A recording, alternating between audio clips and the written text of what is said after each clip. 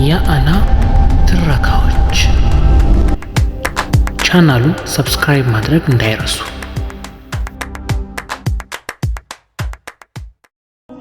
ከመቶ ዓመታት በፊት በአንድ በትንሽ መንደር ውስጥ ሁሴን የሚባል ሰውዬ ይኖር ነበር።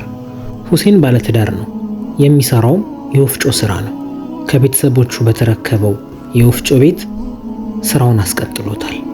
ሁሴን በጣም ቸር ነው። ስራውን ከሰራ ወዲህ ለተለያዩ ምስኪኖች ዱቄቶችን ይሰጣል፣ ገንዘቦችንም ይረዳል።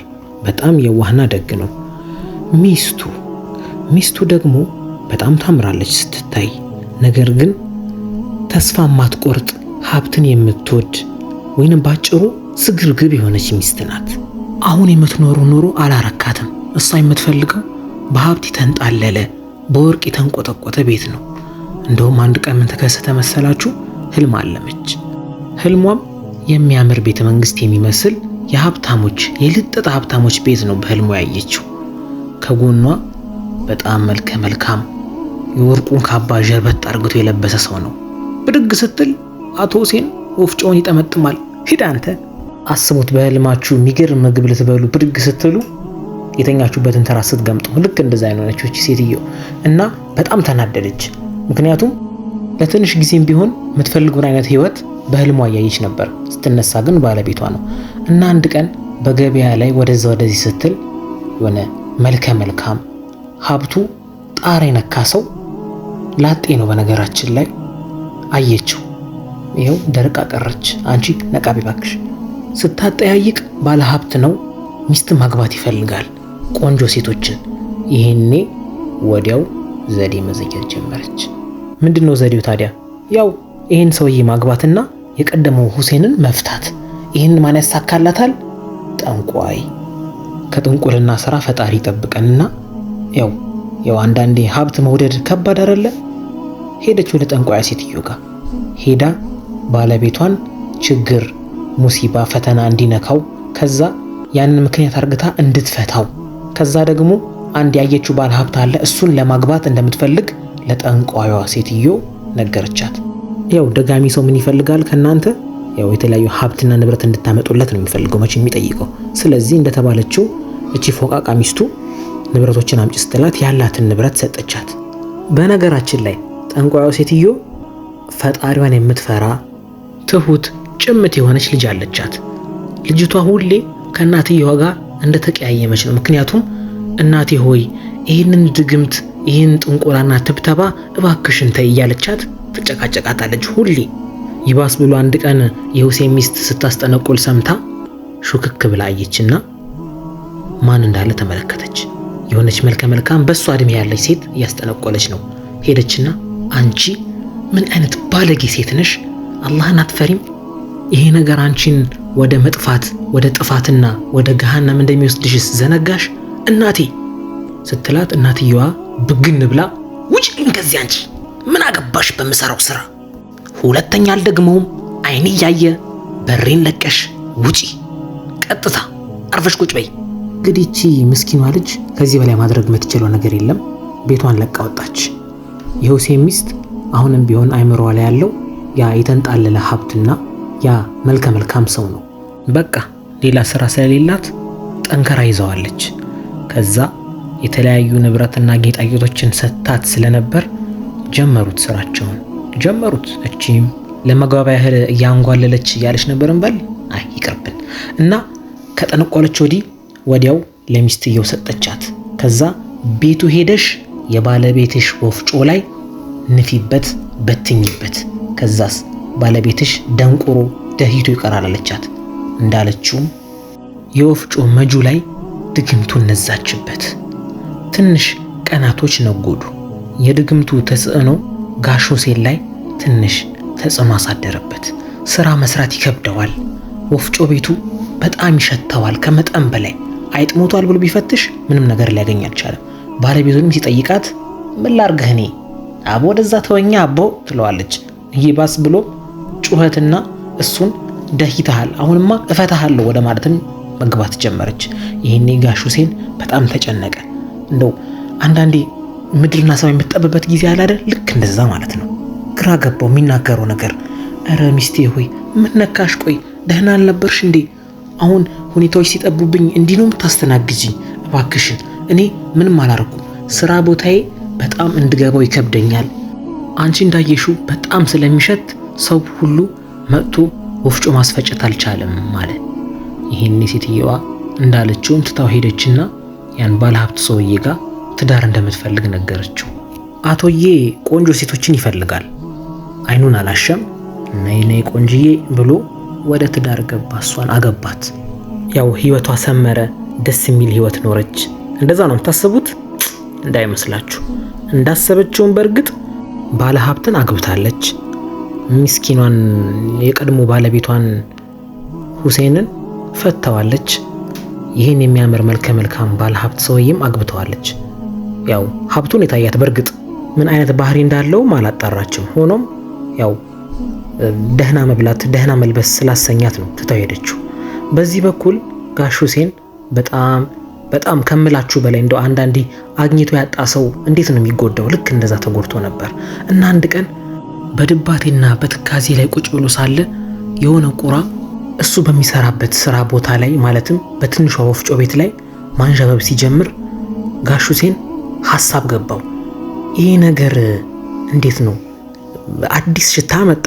በዛ ላይ ጥቋቁር ቆሻሻ ለቃቃሚ ቆራዎች ተሰብስበውበታል። ይሄ ነገር ድግምት እንዳይሆን ብሎ በማሰብ ወደ አንድ ፈጣሪያቸውን ወደሚያመልኩ ቁርአን በሚቀሩና የተለያዩ ድግምቶችን መስበር ወደሚችሉ አንድ ትልቅ ሼህ ጋር ጠጋ አለ እና የተፈጠረውን ነገር አናገራቸው።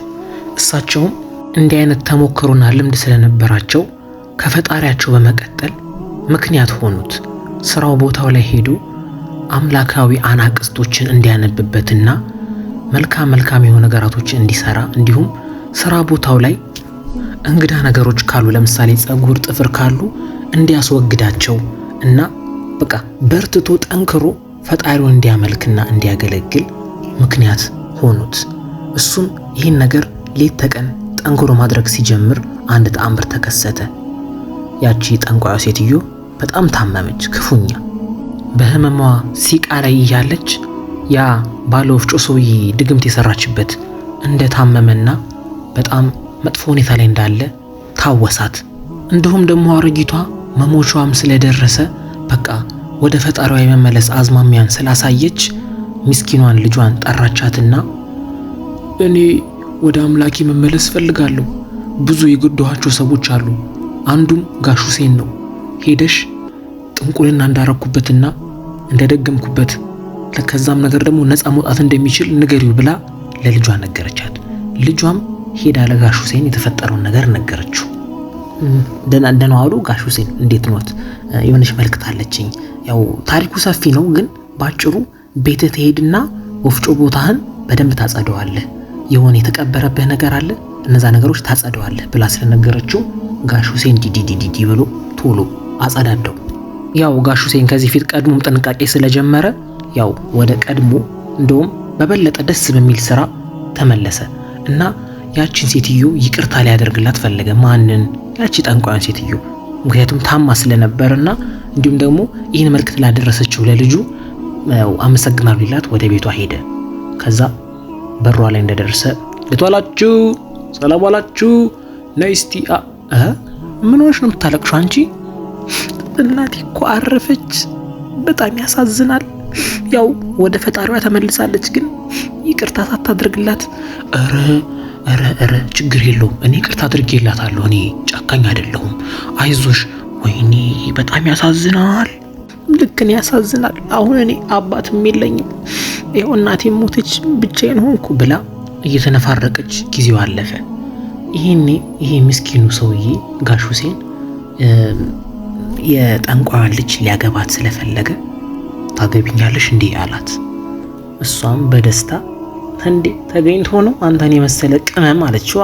የፈጠነ እንጠናና ምናምን የሚባል ቀልድ እነሱ ጋር የለም። የፈጠነ ተጋቡ። የፈጠነ በቃ የሚገርም ላይፍ መቅጨት ጀመሩ። ሀብታቸው ተንቧቧ። ከዛ ያው ስራ ቦታውን ለማስፋፋት ስለፈለገ ማፈራረስና መስራት እየጀመረ ሳለ ድንገት የሆነ የተቀበረ ነገር ስራ ቦታው ላይ ያገኘ።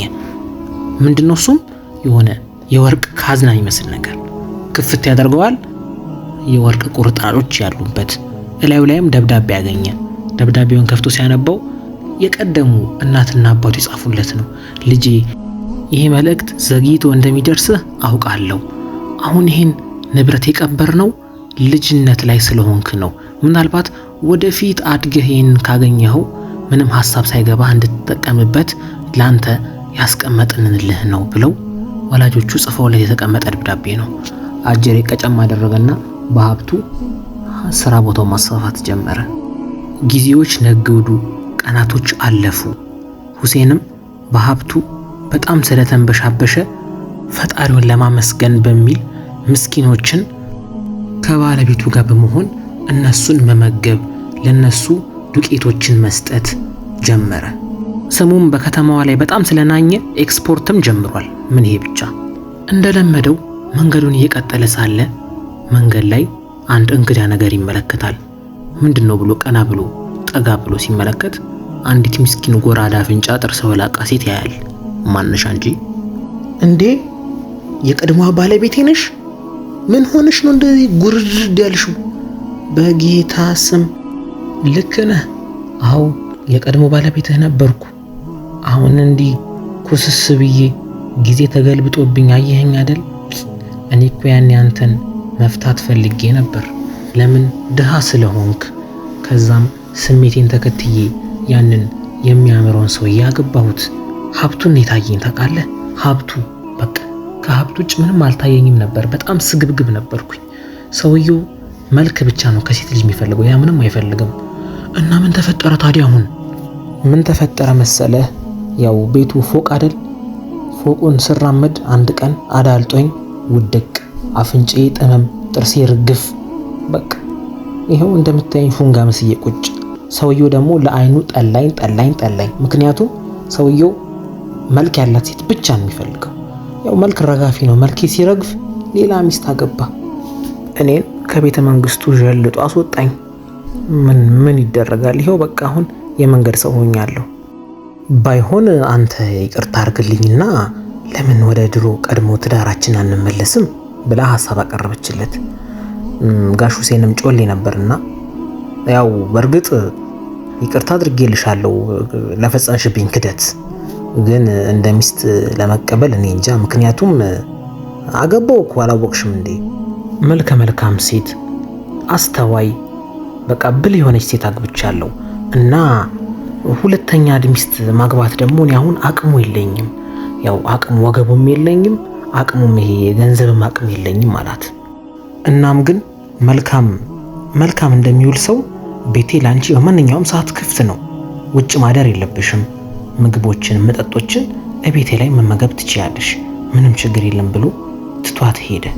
ሚስትየው ግን የሰራችው ክህደትና ቅሌት አይኗ ላይ እየተመላለሰባት ስለነበር ቀና ብላ የምታይበትም አይን ስላልነበራት በሀፍረትና በቅሌት አንገቷን ዘግታና ከድና ቁጭ አለች። የጋሽ ሁሴንም ህይወት እንደምታዩት ተለወጠ። መልከ መልካም መሆን መጨረሻው ይህ ነው። ጥሩ ሴት መሆንም መጨረሻው ይህ ነው። መጥፎ ሴት መሆን፣ ለሀብት መስገብገብ፣ እንዲሁም ደግሞ ሰዎች ላይ መጥፎን ድግምት መዋል፣ ባጭሩ መልካም ያልሆነ ስራዎችን መስራት ወይ ሰይጣን መንገድ መከተል መጨረሻው የጥፋት እንደሆነ ከዚህ ታሪክ እንረዳለን። የሁለቱ ፍቅር አያስቀናም? እስኪ ላጤዎች አግቡና እንድተጎራረሱ። የመጨረሻ ምክሬ ከፈጣሪ መንገድ አደራችሁን እንዳትወጡ የሚል ይሆናል። የምትመለከቱበትን ሀገር ኮሜንት ላይ አስቀምጡልኝ። አመሰግናለሁ።